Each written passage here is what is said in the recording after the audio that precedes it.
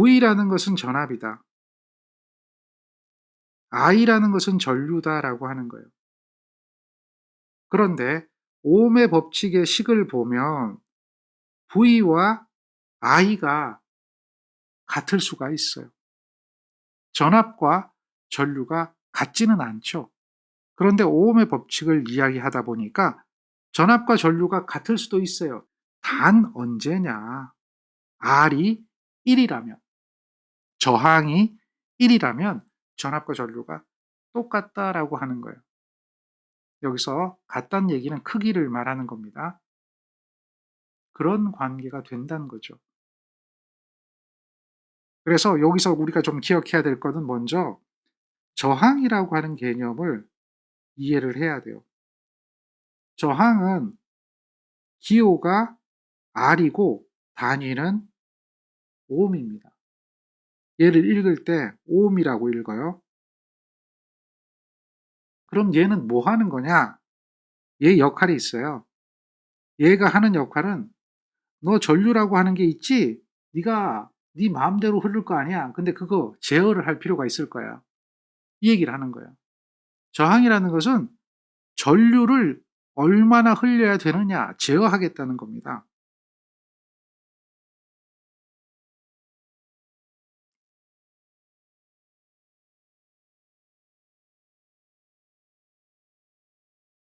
전류 흐름을 저항하는 거예요. 흐르지 못하게 하는 겁니다. 그런 역할을 하는 것이 또는 저항이라는 요런 것으로 표현하는 겁니다.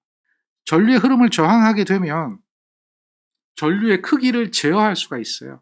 전류가 얼마나 흘러가느냐 이거를 제어하는 역할을 합니다. 결국 이 전류의 흐름을 저항한다는 얘기는 전류의 흐름을 방해한다는 얘기는 전류의 흐름을 제어한다는 이야기하고 같은 겁니다. 제어.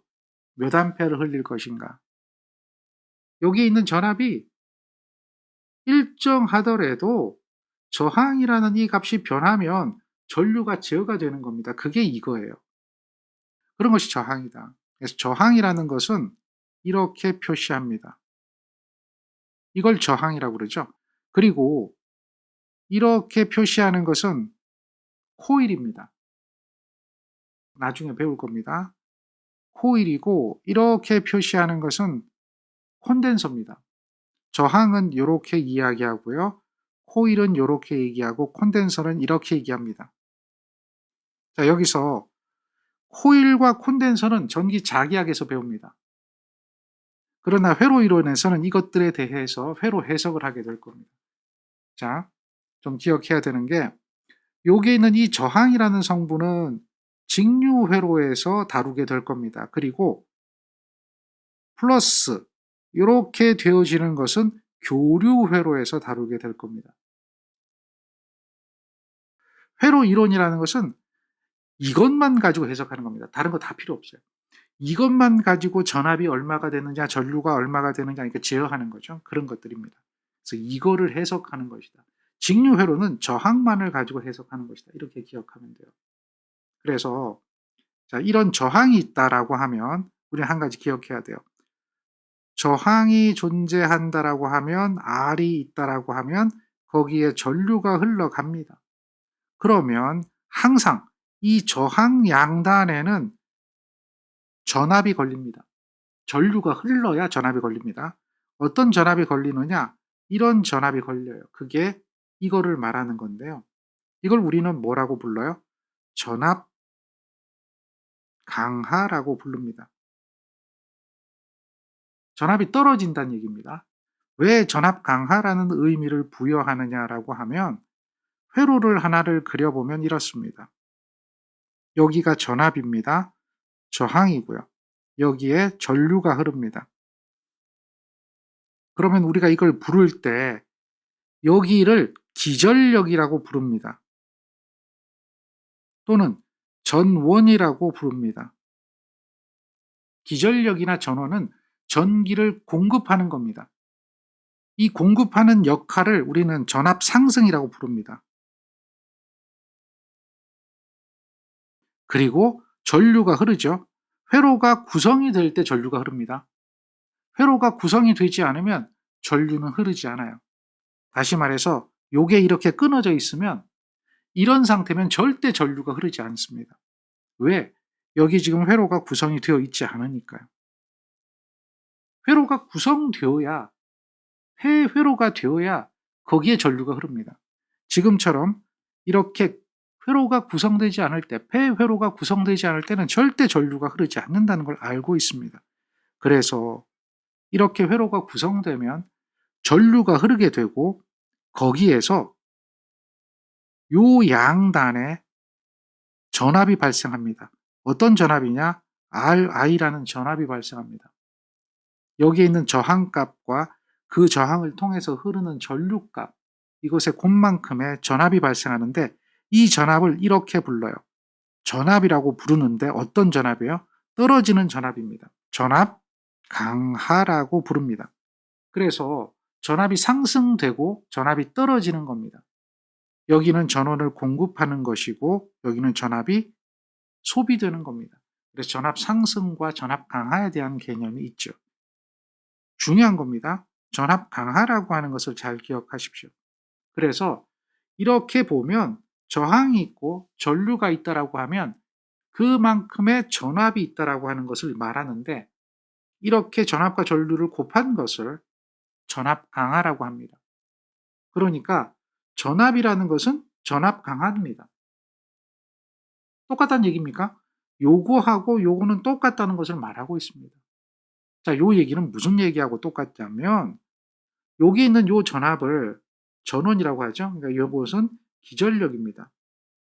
기전력이라고 하는 것은 요것은 전압 강하가 됩니다. 그 두 개가 똑같다. 기전력과 전압 강하는 똑같다. 이런 얘기를 하는 거죠. 이런 뜻도 내포하고 있습니다. 그런데 그 뜻, 이렇게 기전력과 전압 강하가 똑같다라고 말하는 이 내용이 무엇이냐라고 하면 이걸 말합니다. 이건 뭐냐? 이 사람의 법칙이에요. 키르이호프의 전압 법칙에 해당됩니다. 키르이호프의 전압 법칙은 이렇게 말하죠. 기전력의 총합은 전압 강하의 총합과 같다. 단 어디에서? 회로망 중에 하나, 아무거나 임의의 폐회로에서 하나의 경로에서 기전력의 총합은 전압 강하의 총합과 같다라고 하는 이야기를 하는 거하고 똑같은 거예요. 그게 오음의 법칙도 이런 이야기를 하는 겁니다. 그래서 여러분들은 이 식을 보고 전압이라는 거와 요 저항의 전류를 곱한 것은 같다라고 설명하고 있구나. 그리고 이렇게 이야기하는 것을 전압 강하라고 하는구나. 저항과 전류의 곱을 전압 강하라고 하는구나 라고 하는 정도는 알 수가 있어야 됩니다. 또 이 식을 가지고 이렇게 설명할 수도 있어야 합니다. 전압이라는 것은 전류라고 하는 거와 비례 관계가 있구나. 전압이 증가하면 전류도 증가한다. 반대로 전류가 증가하면 전압이 증가한다. 전압과 전류는 비례 관계가 있네. 그런데 항상 정비례는 아니죠. 때에 따라서는 그 양이 달라지는데 그걸 우리는 뭐라고 해요? 비례상수라고 합니다. 그래서 전압과 전류가 비례하는데 그것에 대한 비례상수가 저항이 되는구나. 저항에 따라서 전류의 크기가 바뀌네. 이것을 설명하네 라고 하는 것을 이해해야 합니다. 그래서 이 식 하나만 보고도 이렇게 생각할 줄 알아야 됩니다. 우리는 비례 그래프라고 하면 이렇게 비례 그래프가 그려지는 걸 알 수가 있습니다. 자, 여기서 얘는 전압이고 얘는 전류입니다. 그러면 기울기가 존재하겠죠. 기울기. 비례 그래프의 기울기가 R이다. 그런데 그 기울기는 항상 이렇지는 않잖아요. 항상 이렇지는 않고 어느 때는 기울기가 이렇게 될 수도 있고 어느 때는 기울기가 이렇게 될 수도 있다라고 하는 거죠. 그 기울기를 나타내는 게 저항이다라고 하는 겁니다. 이 저항은요, 모든 도체가 가지고 있습니다. 뭐 부도체도 가지고 있다라고 얘기할 수도 있겠죠. 부도체는 전류를 흘리지 못하니까 저항은 무한대가 된다라고 이론적으로 말할 수도 있겠죠. 도체는 전류를 흘리게 되는데 모든 도체는 저항을 가지고 있습니다. 그런데 모든 도체가 동일한 저항을 가지고 있지는 않습니다. 모든 도체는 각기 그 도체 성질에 따라서 저항이 다르게 있습니다. 그래서 저항이 작으면 전류를 잘 흘릴 수가 있는 거고, 저항이 크게 되면 전류가 잘 흐르지 못하기 때문에 저항이 작은 도체를 쓰는 것이 전류를 보내주는 데는 유리할 겁니다. 여기는 기울기가 달라지는 부분은 도체가 가지고 있는 그 저항값, 그 저항값이라고 하는 거예요. 요 저항값에 따라서 기울기가 달라진다라고 하는 거고, 그것이 비례상수다라고 하는 겁니다. 그래서 전압과 전류는 비례하는데 그 비례상수로서 저항값이 있겠구나라고 하는 것을 말할 수 있어야 됩니다. 다시 말해서 이런 간단한 식을 하나를 가지고 그 식을 설명할 수 있어야 된다고 지금 계속해서 이야기합니다. 그러니까 이거를 설명할 수 있도록 여러분들이 계속해서 해줘야 돼요. 수식을 보고 그 수식을 말로 설명할 수만 있으면 돼요. 그 다음에 여러분들이 좀 봐야 되는 식이 뭐냐면 이 식입니다. 이 식의 표현, 얘도 여러분들 설명할 수 있어야 됩니다. 전류라는 것은 저항에 대한 전압의 비를 말하는 겁니다. 이렇게 설명할 수 있어야 돼요. 그 다음에 여러분들이 좀 봐야 되는 이 식, 얘도 의미가 있습니다. 이 두 개의 식을 여러분들 말로 표현하면 얘는 전류는 저항에 대한 전압의 비, 이것을 말하는 거고, 저항은 전류에 대한 전압의 비, 이렇게 말할 수도 있는 겁니다. 그런데 세 식은 똑같다라고 얘기했죠. 여기서 식이 이렇게 바뀌는 건 여러분들 할 수 있죠. 여기 이 식에서 양변을 저항으로 나눌 것인가 전류로 나눌 것인가에 따라서 이러한 식과 이러한 식으로 만들어낼 수가 있다. 똑같은 식이지만 얘가 의미하는 것은 전류란 저항에 대한 전압의 비를 말하는 거고, 저항이란 전류에 대한 전압의 비를 말하는 겁니다. 그런 개념을 알고 있어야 됩니다. 그래서 여러분들은 앞으로 모든 회로를 해석할 때 이러한 식, 오음의 법칙이라는 식을 이용하게 될 겁니다. 오음의 법칙, 다음 그 오음의 법칙에서 잠깐 보니까 이 뜻을 이해하다 보니까 키르요프의 전압 법칙이라고 하는 것도 자연스럽게 해결이 되죠. 그런 것들입니다. 이런 회로는, 얘가 회로라고 그랬죠? 아까도 얘기했지만 이런 얘기 하잖아요. 회로망에서 임의의 폐회로라고 하잖아요. 경로라고 하는 겁니다. 요걸 한번 보세요. 요걸 보면 경로가 있는 걸 알 수가 있습니다. 이 회로는 이렇게 경로가 있습니다. 그 경로가 있기 때문에 전류가 흐릅니다. 그러면 만약에 저항이 0이라면 전류는 어떻게 될까요? 저항이 0이라면 여기 저항입니다. 여기 있는 저항이 0이라면 전류는 무한대가 됩니다. 그런데 이 전류는 여기 흐르는 전류, 여기 흐르는 전류, 여기 흐르는 전류, 여기 흐르는 전류가 같을까요? 다를까요? A, B, C, D 어디든 간에 그 전류는 똑같습니다. 왜냐하면 A점을 기준으로 해서 들어오는 전류와 나가는 전류는 똑같습니다. B점을 기준으로 해서 들어오는 전류가 나가는 전류가 똑같습니다. C점도 C점을 기준으로 해서 들어오는 전류와 나가는 전류가 똑같습니다. D점이라면 D점을 기준으로 해서 들어오는 전류와 나가는 전류가 똑같습니다. 그게 뭐냐면 키르이호프의 전류 법칙이라고 하는 겁니다. 전류는 들어온 만큼 나가는 겁니다. 유입되는 전류의 총합은 유출되는 전류의 총합이에요. 그런데 어디에서 그러냐면 임의의 한 분기점에서, 분기점이 없다면 임의의 한 점에서 들어오는 전류하고 나가는 전류는 같다. 따라서 들어오는 전류를 플러스, 나가는 전류를 마이너스라고 하면 걔는 합하면 0이 된다. 이것을 임의의 한 점에서 전류의 총합은 0이다 라고 이야기합니다. 임의의 한 점에서 전류의 총합은 0이므로 어쩌고 저쩌고 설명해야 되고, 임의의 한 점에서 전류의 총합은 0이므로 어쩌고 저쩌고, 임의의 한 점에서 전류의 총합은 0이므로 어쩌고 저쩌고, 이걸 반복해서 설명하려면 힘들죠. 그래서 우리는 기호를 씁니다. 임의의 한 점에서 전류의 총합은 0이다 라고 하는 이 말을 이렇게 기호로 표시합니다. 이걸 다르게 표현해 보면 모든 것을 다 더해라. 그러면 그것은 0이다. 요게 I가 되겠죠. 기호로 표시하면 모든 전류의 총합은 0이 된다라고 하는 게 키르이호프의 전류 법칙이에요. 그래서 키르이호프의 전류 법칙을 키르이호프의 커렌트 로우라고 하는 거예요. 키르이호프의 전압 법칙을 키르이호프의 볼테지 로우라고 하는 거예요. 그래서 KCL, KVL이라고 보통 이야기들을 많이 해요.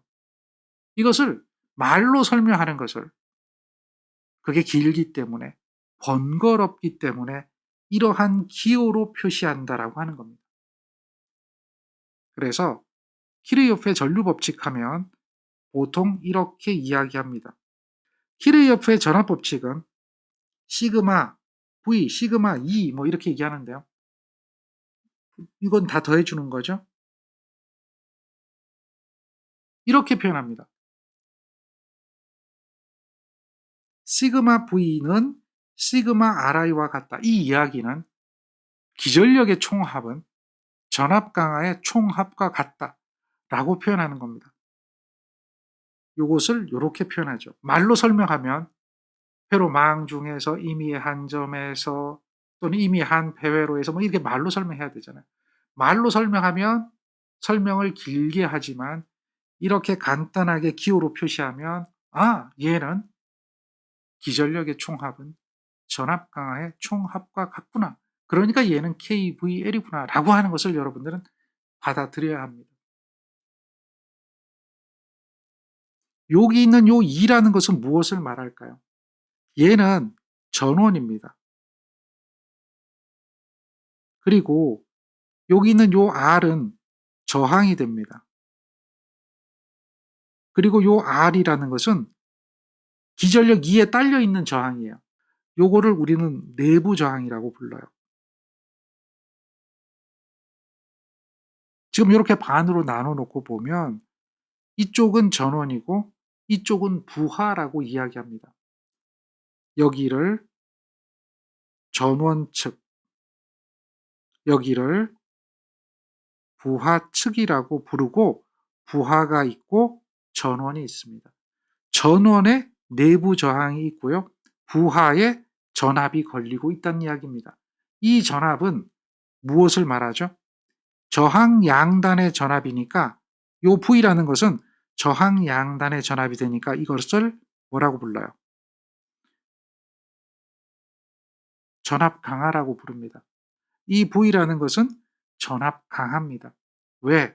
저항 양단의 전압을 가르치고 있으니까 전압 강하가 되는 거예요. 그리고 여기 흐르는 전류는 전원 전류가 되고요. 이렇게 흐르는 전류는 부하 전류가 될 겁니다. 전원 전류와 부하 전류는 똑같죠. KCL을 적용하면 똑같습니다. 이런 걸 우리는 알 수가 있습니다. 그러면 이걸 딱 보고 여기는 전류가 흐르면 이 저항이 존재한다는 이야기는 이 저항 양단에는 무엇이 있어야 된다는 걸 알 수가 있죠. 이 저항 양단에는 전압 강하가 존재한다는 걸 알 수가 있습니다. 항상 저항에다가 전류를 곱한 만큼의 전압 강하가 있습니다. 그 전류가, 이 전류가 이렇게 와서 이렇게 흘러가죠. 그래서 여기 저항에도 I라는 전류가 흐릅니다. 그러면 여기에 있는 이 내부 저항에도 전압 강하가 생깁니다. 이 내부 저항에 생기는 전압 강하는 RI라는 전압 강하가 생깁니다. 그리고 기전력, 전원이 존재하고 있다라고 하는 거죠.